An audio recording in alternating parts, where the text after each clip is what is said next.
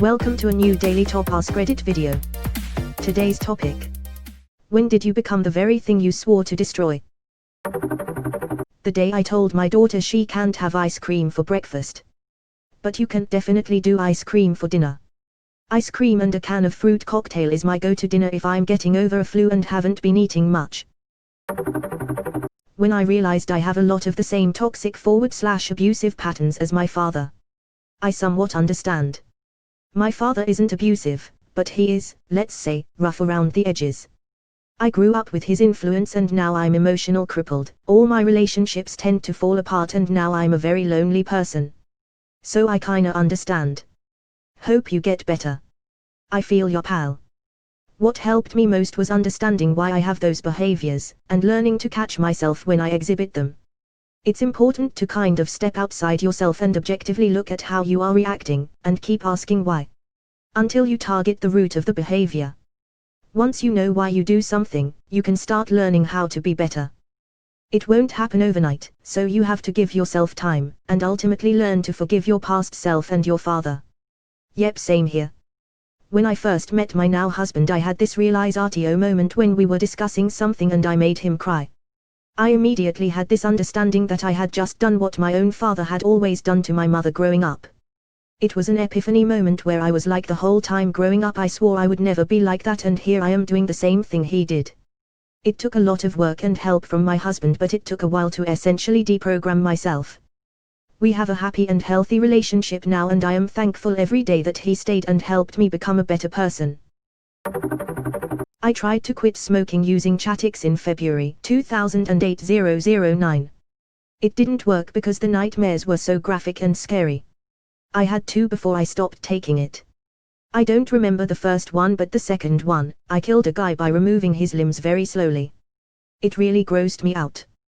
Didn't realize I was capable of that sort of barbarity even in some unlocked portion of my mind.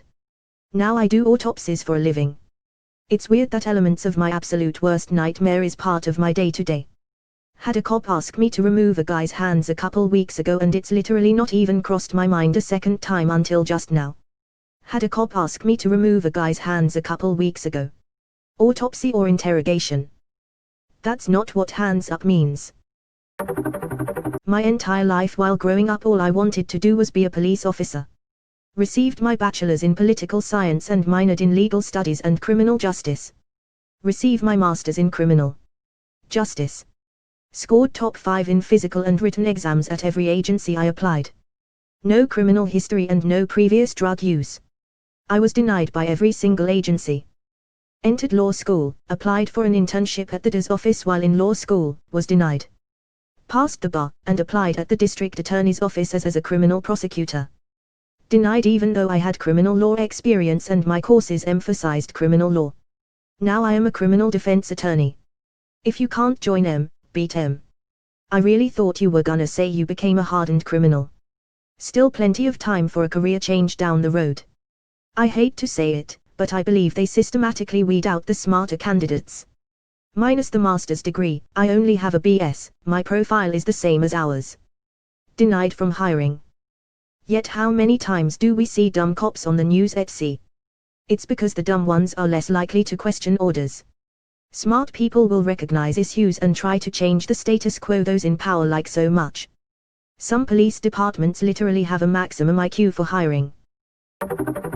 My mother had been, and still is, violently abusive. I am now extremely quick to anger and get really loud and aggressive about it. I'm in therapy still trying to break the cycle. Edit, I'm overwhelmed. You are all giving me more kindness than I've ever really known. Thank you so much, everyone. That's great to hear, I hope you do, you got this. I used to hate grumpy old guys. Now, I don't even have kids and I've found my mother coming out of my mouth to my nieces and nephews. It's appalling. I feel like Nick from New Girl. I'm looking forward to getting old, I'm just growing into my personality. I used to make jokes about edgy people but now I'm always sad and anxious and I try to make light of it through depression jokes. Now my friends make edgy jokes about me, Dude, eat some fucking ice cream and Snickers, yo. You can also crush up an ice cream cone and mix it in with the ice cream. You will be, maybe only slightly, less sad and anxious. Instructions clear, got fat as fuck. Comedy answer, Reddit account. Serious answer, my company's director forced me to accept a promotion to management. I can seriously relate to the comedy answer.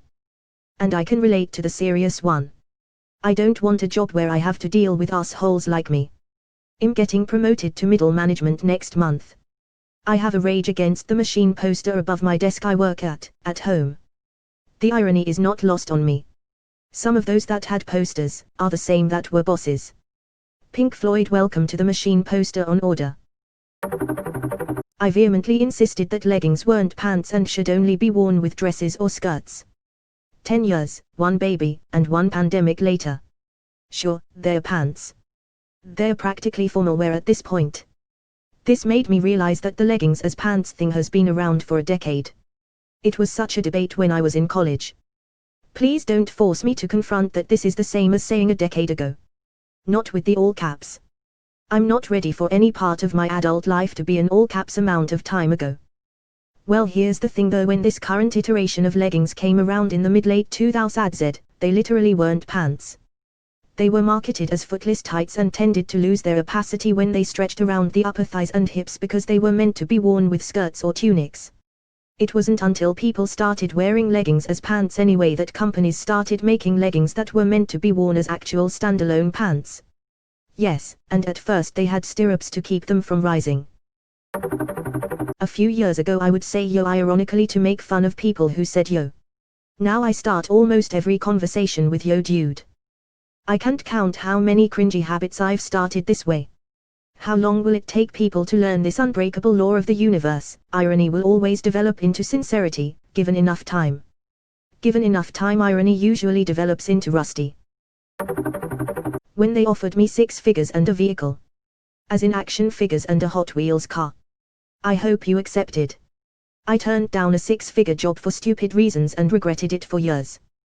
Hey man, don't feel bad, my therapist tells me that you always make the best decision for you at that time.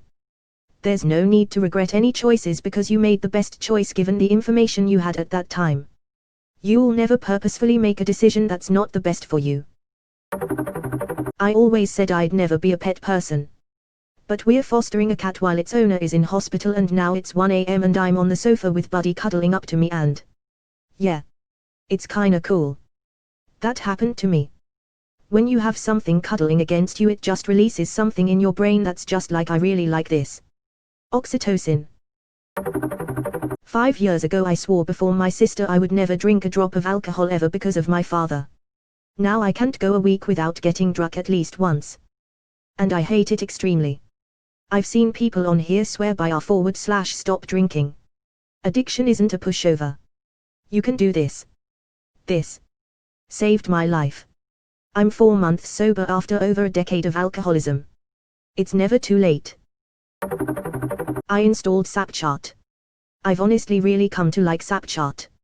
It makes it easier to stay in contact with friends who live really far away, but it feels a lot less performative and more personal than Instagram and other platforms. That's exactly how I feel about it. People around me are all honester for sharing pics, but there's something about Snapchat that leaves things in the moment.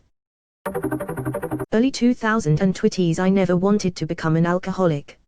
I am now 31 and I will have a year alcohol-free this week. Also trying to quit smoking.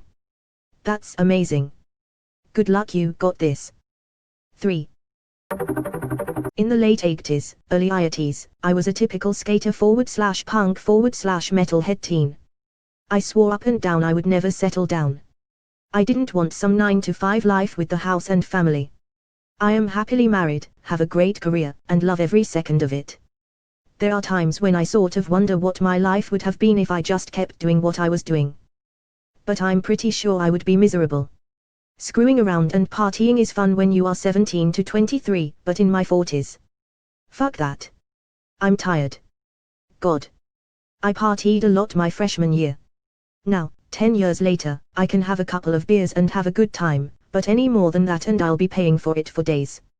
I partied non-stop from 19 to 21, at 35 I have half a can of White Claw and want to nap on the couch.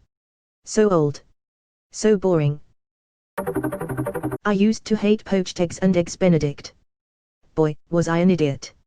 My adult diet consists mostly of things I hated as a child, and the few things I don't like are the stuff I loved as a kid. Seriously though, how did I like cottage cheese? Man, how did you do it? I'm 44 and I choke down my vegetables because I know I need to, but man, I'd eat like a 6-year-old every day if I could. Chicken tenders and pizza round the clock.